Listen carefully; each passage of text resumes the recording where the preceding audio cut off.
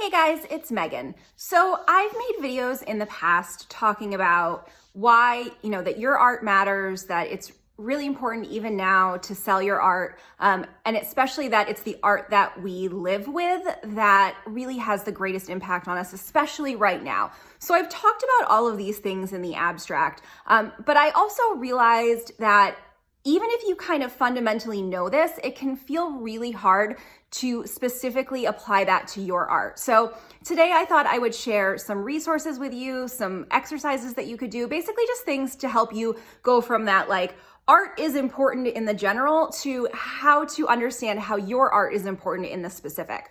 So the first thing that I want to share are two books that can really help you start to think about this for your own art. So the first one is Art as Therapy by Alain de Botton and John Armstrong. You may know Alain de Botton from his book, The Architecture of Happiness, which talks about how architecture impacts our mood and our lives. So in Art as Therapy, he and his co-author basically look at the ways that art literally impacts our mood, and they look at how art can be a tool for improving our lives. So a lot of this book kind of centers around capital A art, the art you see in museums and galleries, but they touch on, a few things that are art that you potentially interact with in your home. And it's a really great starting point. So they have a list of, now I'm just gonna open this up and talk about it, different areas that, 7 functions of art, that's what they call it. So they have 7 functions of art. They talk about remembering, hope, sorrow, rebalancing, self-understanding, growth, and appreciation. And these are really good starting points. There are other functions of art that they don't talk about in here. For example, connection. I've talked a little bit on Instagram about how connection is really important right now, and art can be a really good tool for that. But this is a good starting point to get you to think about the purpose that art serves for the people who use and experience it. Another kind of function of art that they don't talk about, but I also think is really important, is the idea of joy. And so another tool, if you're really trying to figure out how to articulate the value of your work, is this book, Joyful. And it's not really designed specifically to help you articulate the value of your art. But what she does is she looks at the ways that aesthetics impact our mood. And she actually pulls in a lot of scientific research about this. So if you're kind of looking for another way to sort of talk about how your art functions, Joyful is a really good tool. I should warn you guys, it might have kind of a major impact on your life.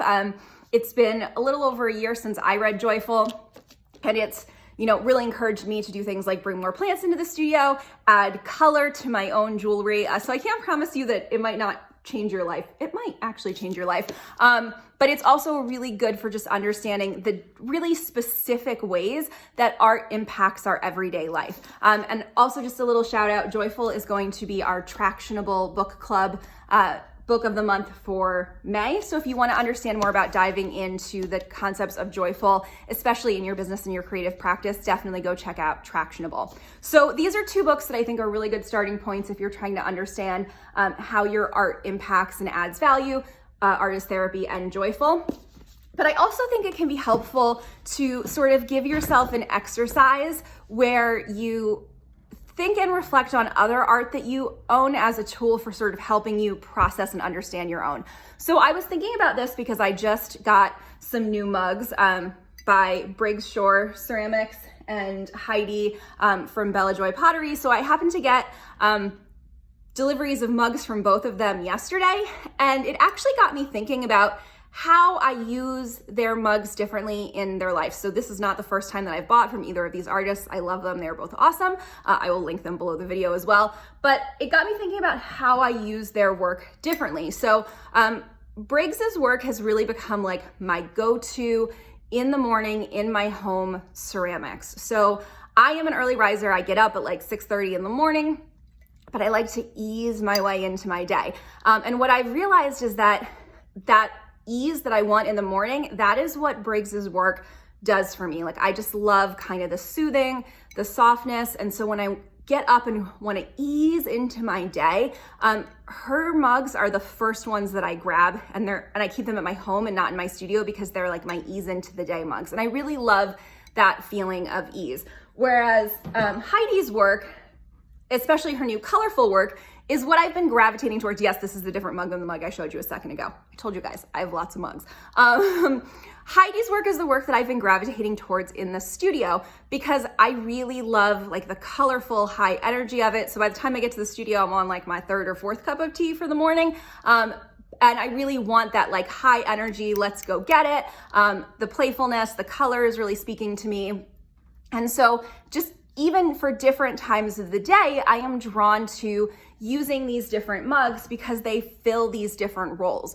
So if you've never thought about your own work this way, and it can be really hard to like divorce ourselves from our own work as the artist, as the maker, it can be helpful for you to look around at the art and objects that you live with and that you interact with throughout the day and start to think about like, why do I gravitate towards these things? It wasn't intentional that I was leaving Briggs's work at my house and bringing Heidi's work to the studio. But when I actually sat down for a minute and thought about it, I started to understand how these bring different energy and emotions into my day. And that makes me so much more aware. And so when you start to become aware of that, then you can apply it to your own work. So I can start to think about, adding color and playfulness into my work and what that does. And so for me, I can start to talk about how these ideas of like play and creativity are really important in this new work and kind of the energy that they bring in.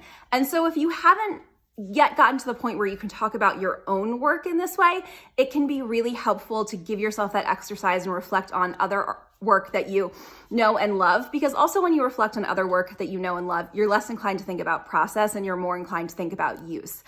So those are just a few tools that you can use. Again, a couple books that I love, The Artist Therapy and Joyful, and really reflecting on the things that are in your space.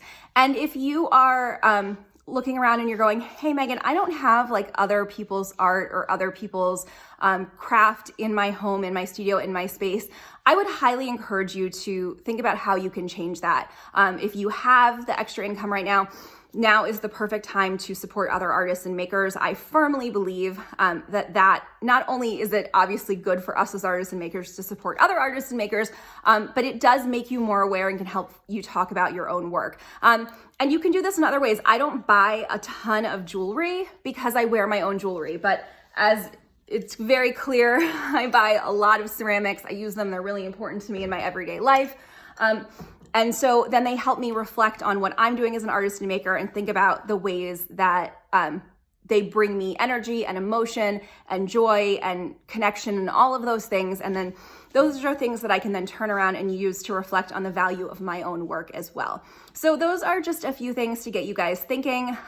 Definitely spend some time, if you haven't been, reflecting on your own work and going from that, how do I think about art being important in the big picture, to the specifics of your work, because it's understanding and being able to talk about the specifics of your own work that let you sell and share your work more comfortably. So those are just a few tips for you guys today. Hopefully you can go and do that. And I would love to hear from you the ways that your work creates value, or even share with me other art that you own and love. I'd love to hear about that as well. So thank you guys for watching, and I'll see you in the next video.